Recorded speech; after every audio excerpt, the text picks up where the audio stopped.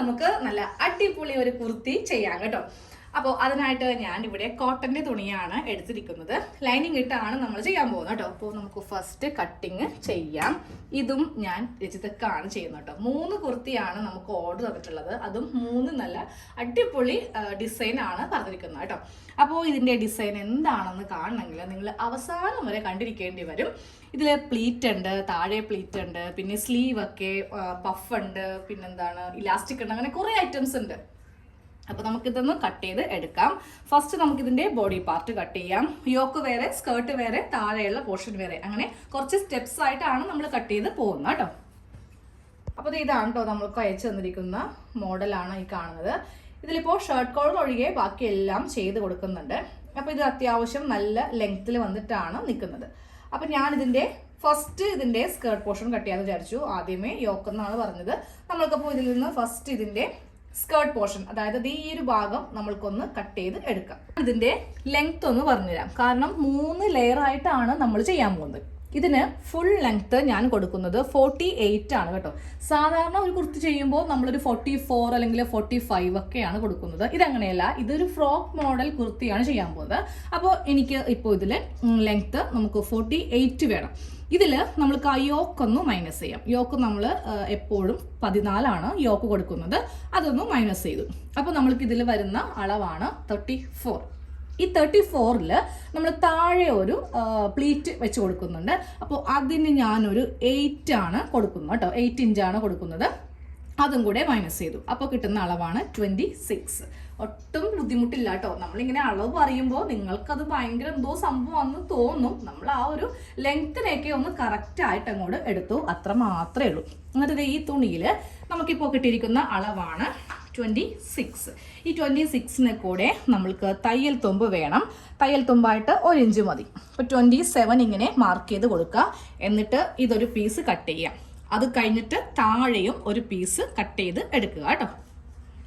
അപ്പോൾ ഈ അളവിൽ 2 പാർട്ട് ഇങ്ങനെ ഒന്ന് കട്ട് ചെയ്തെടുത്തു. ഇതാണ് നമ്മളുടെ സ്കേർട്ട് പോർഷൻ.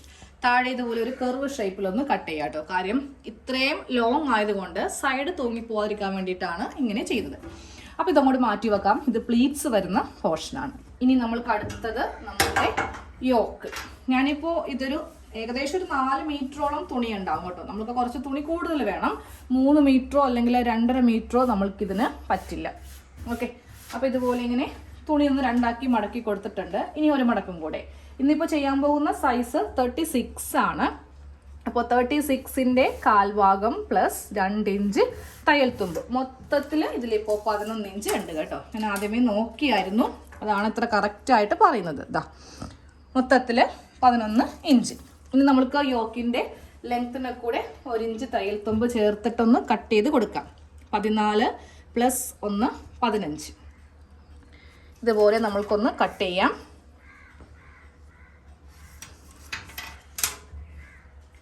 ഇനി നമുക്ക് കഴിയുമ്പോൾ സ്ലീവും കൂടെ കട്ട് ചെയ്യാം. ഇതങ്ങോട്ട് മാറ്റി വെച്ചു. ഇത് നമ്മളുടെ യോക്ക്. ഇനി സ്ലീവ് കട്ട് ചെയ്യാൻ പോവാം.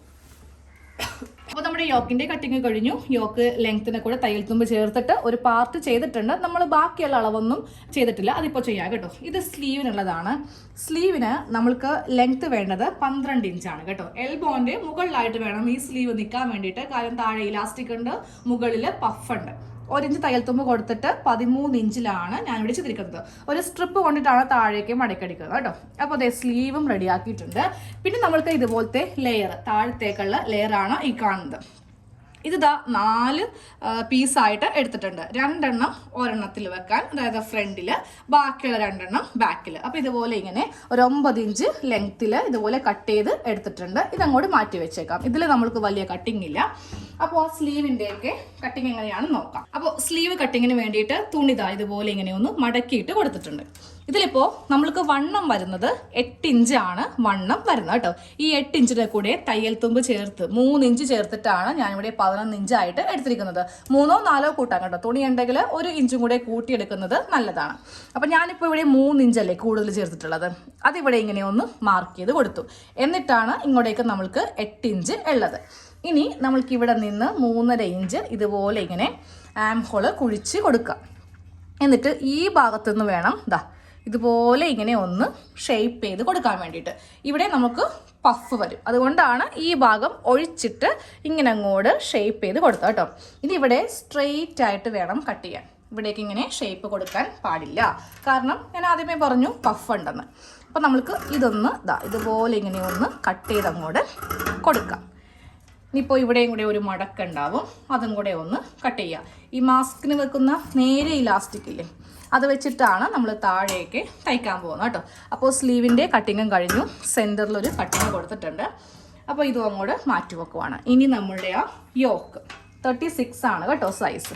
അപ്പോൾ 36 എന്ന് പറയുമ്പോൾ നമ്മൾക്കിതിൽ ഷോൾഡർ വരുന്നത് 7 ഇഞ്ച്, അത് മാർക്ക് ചെയ്ത് കൊടുത്തു. താഴത്തേക്ക് ആം ഹോള് 6 ഇഞ്ച്. ഞാൻ വലുതായിട്ട് പഠിപ്പിക്കുന്നില്ല, കാര്യം നല്ല വശമായതുകൊണ്ട്. ഇനിയിപ്പോൾ എനിക്കിതിൻ്റെ ഉൾഭാഗം മടക്കാനായിട്ട് പറ്റില്ല. അപ്പം ഞാൻ ഇവിടെ ചെറിയൊരു ലൈൻ വരച്ചു കൊടുത്തു. അത് കഴിയുമ്പോൾ നേരെ ഇതിൻ്റെ സെൻറ്റർ ഇങ്ങനെ ഒന്ന് മാർക്ക് ചെയ്ത് കൊടുത്തു. ഇതാണ് നമ്മളുടെ ചെസ്റ്റ് ലൈൻ.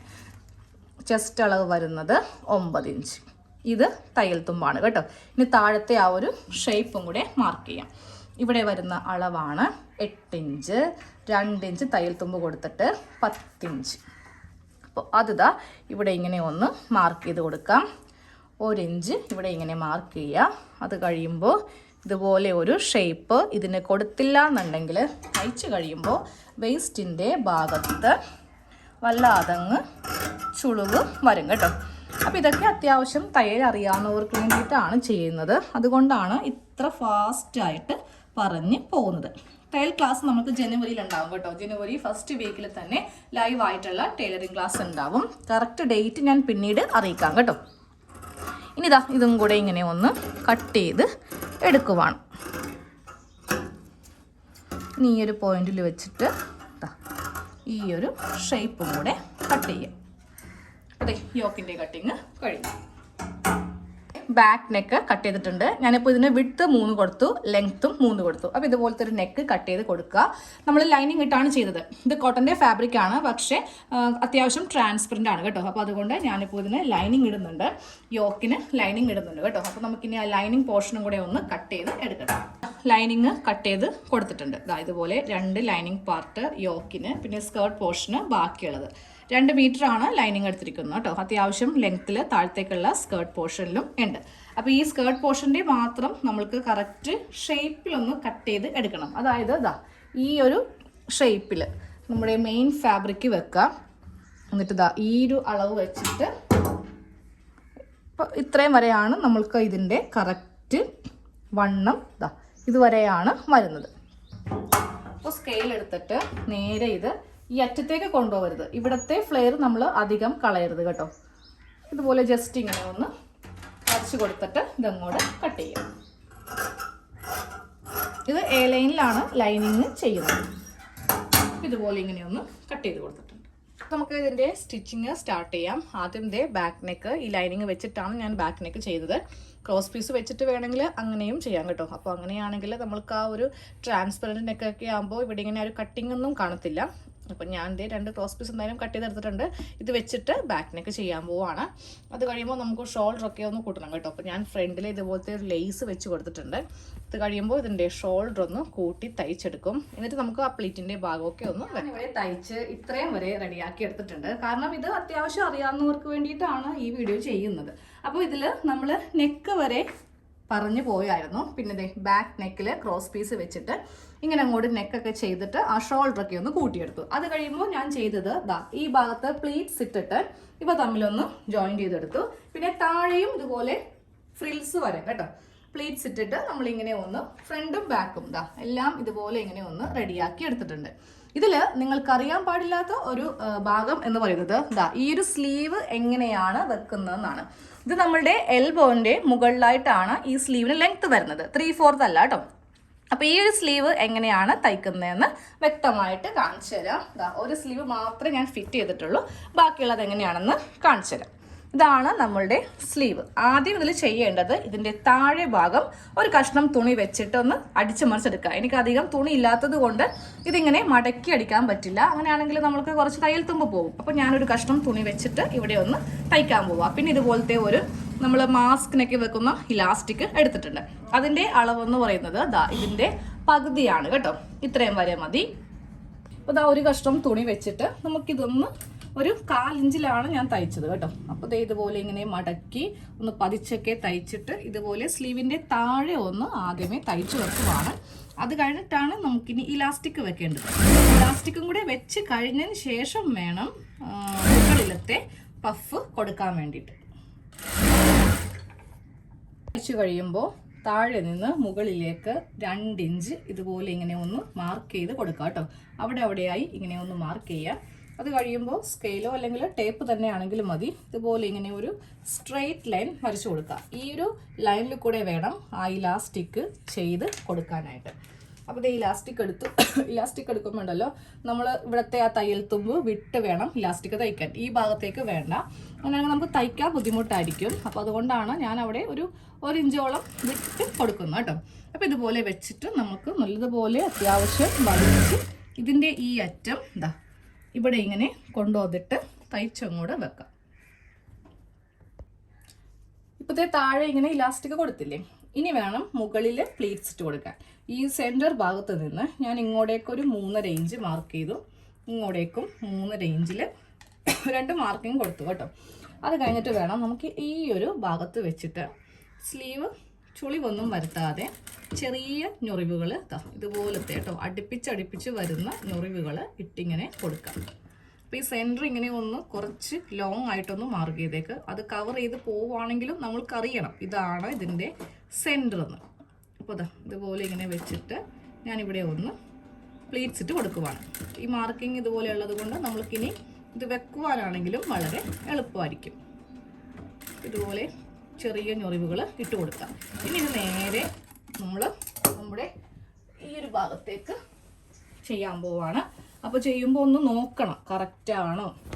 അപ്പോൾ ഇതിൻ്റെ ആ ഒരു സെൻറ്റർ ഞാൻ ഈ ഒരു സെൻറ്ററിൽ ഇങ്ങനെ വെച്ചിട്ട് ജസ്റ്റ് ഇങ്ങനെ ഒന്ന് നോക്കുവാണ്, ഈ ഒരു ആം റൗണ്ടൊക്കെ കറക്റ്റായിട്ടാണോ വരുന്നതെന്ന്. ഇതാ കറക്റ്റായിട്ട് ഇതുപോലെ ഇങ്ങനെ വന്നു. എന്നിട്ട് വേണം അത് ഫിക്സ് ചെയ്യാൻ. നമ്മുടെ കുർത്തിയുടെ ഫുൾ കട്ടിങ്ങും സ്റ്റിച്ചിങ്ങും കഴിഞ്ഞു കേട്ടോ. അപ്പോൾ ഞാൻ അത്യാവശ്യം സ്റ്റിച്ചിങ് മാത്രമേ കാണിച്ചിട്ടുള്ളൂ. ഇതിൽ കൂടുതൽ നമുക്ക് കട്ടിങ് ആണ് അറിയേണ്ടത്. കട്ട് ചെയ്ത് കിട്ടിയിട്ടുണ്ടെങ്കിൽ സ്റ്റിച്ച് ചെയ്യാൻ വേണ്ടിയിട്ട് എല്ലാവർക്കും ഈസി ആയിരിക്കും അല്ലേ. അപ്പോൾ ദേ ഫുള്ളായിട്ടുള്ള ഫൈനൽ ലുക്കാണ് ഈ കാണുന്നത്. നമ്മൾ ഫസ്റ്റ് നമുക്ക് നെക്ക് തന്നെ നോക്കാം. നെക്കിൽ ഞാനൊരു ലേസ് ഇതുപോലെ ഇങ്ങനെ അറ്റാച്ച് ചെയ്ത് കൊടുത്തു. ബാക്കിൽ ക്രോസ് പീസ് വെച്ചിട്ടാണ് ചെയ്തത് കേട്ടോ. പിന്നെ അടുത്ത പോർഷൻ നമ്മുടെ സ്ലീവാണ്. ഇവിടെയും ഉണ്ട് പഫ്, താഴെ ഇലാസ്റ്റിക് ആണ്. നമ്മൾ മാസ്കിന് വെക്കുന്ന ഇലാസ്റ്റിക് ആണ്. ഇതുപോലെ ഞാൻ ഓൾറെഡി വീഡിയോയിൽ കാണിച്ചായിരുന്നു കേട്ടോ ഈ സ്ലീവ് എങ്ങനെയാണ് ചെയ്യേണ്ടത്. അപ്പോൾ ഇതുപോലെ ഇങ്ങനെ ചെയ്തിട്ടുണ്ട്. പിന്നെ ഈ ഒരു വേസ്റ്റിൻ്റെ ഭാഗത്ത് ഫുൾ നമ്മൾ പ്ലീറ്റ്സ് കൊടുത്തിട്ടുണ്ട് കേട്ടോ. നേരെ താഴത്തേക്ക് വരുമ്പോഴും ഇതാ ഇവിടെ ഇപ്പോൾ ഈ നൈറ്റി ഫ്രോക്കിലൊക്കെ നമ്മൾ ചെയ്യുന്ന പോലത്തെ ചെറിയ ചെറിയ പ്ലീറ്റ്സ് ഫുള്ളായിട്ട് വെച്ച് കൊടുത്തിട്ടുണ്ട്. ബാക്ക് പോർഷനും ഇങ്ങനെ തന്നെയാണ് കേട്ടോ, ഫ്രണ്ടിൽ മാത്രമല്ല. അതെ ഇതാണ് ബാക്ക്. അതുപോലെ തന്നെ ബാക്കിലും ഇവിടെ പ്ലീറ്റ് ഉണ്ട്. ഓക്കെ, ഫുൾ ലൈനിങ് ഇട്ടാണ് ഇത് ചെയ്തിരിക്കുന്നത്. ഇതാ ലൈനിങ് സെപ്പറേറ്റ് ആണ്. നമ്മൾ എപ്പോഴും ഇതൊക്കെ ചെയ്യുമ്പോൾ ലൈനിങ് ഇതുപോലെ സെപ്പറേറ്റ് ഇടുക. അല്ലെങ്കിൽ ലൈനിങ്ങിൻ്റെ വിട്ട് എന്തായാലും നമ്മൾക്ക് ഈ തുണിക്ക് വിട്ട് കൂടുതലാണ്, ലൈനിങ്ങിന് വിട്ട് കുറവായിരിക്കും. ഇങ്ങനെ വേണം ചെയ്യാൻ. യോക്കിലും ഞാൻ ലൈനിങ് കൊടുത്തിട്ടുണ്ട്. കൂടുതൽ നാളെ നമുക്കിത് ഉപയോഗിക്കാം. ലൈനിങ് ഇട്ടില്ല എന്നുണ്ടെങ്കിൽ നമുക്ക് പെട്ടെന്ന് ഇത് നശിഞ്ഞു പോകും. അപ്പോൾ ഇതൊക്കെ ലൈനിങ് ഇട്ടാണ് ചെയ്തിരിക്കുന്നത് കേട്ടോ. അപ്പോൾ എല്ലാവരും ഇതുപോലത്തെ ഫ്രോക്ക് മോഡൽ കുർത്തിയും കൂടെ ഒന്ന് ചെയ്ത് നോക്കുക. ക്രിസ്മസും ന്യൂ ഇയറൊക്കെയാണ് വരുന്നത്. അപ്പോൾ ഒരു വെറൈറ്റി ആയിട്ട് ഇതുപോലെയൊക്കെ ഒന്ന് ചെയ്യാം കേട്ടോ. തുണി മേടിക്കുവാണെങ്കിൽ ഇതിനിപ്പോൾ ഒരു 4 മീറ്ററോളം തുണി വേണ്ടി വരും കേട്ടോ. എല്ലാം കൂടി ചേർത്തിട്ട് 4 മീറ്റർ വേണം. ലൈനിങ് ഒരു 2-2.5 എടുത്താലും മതി.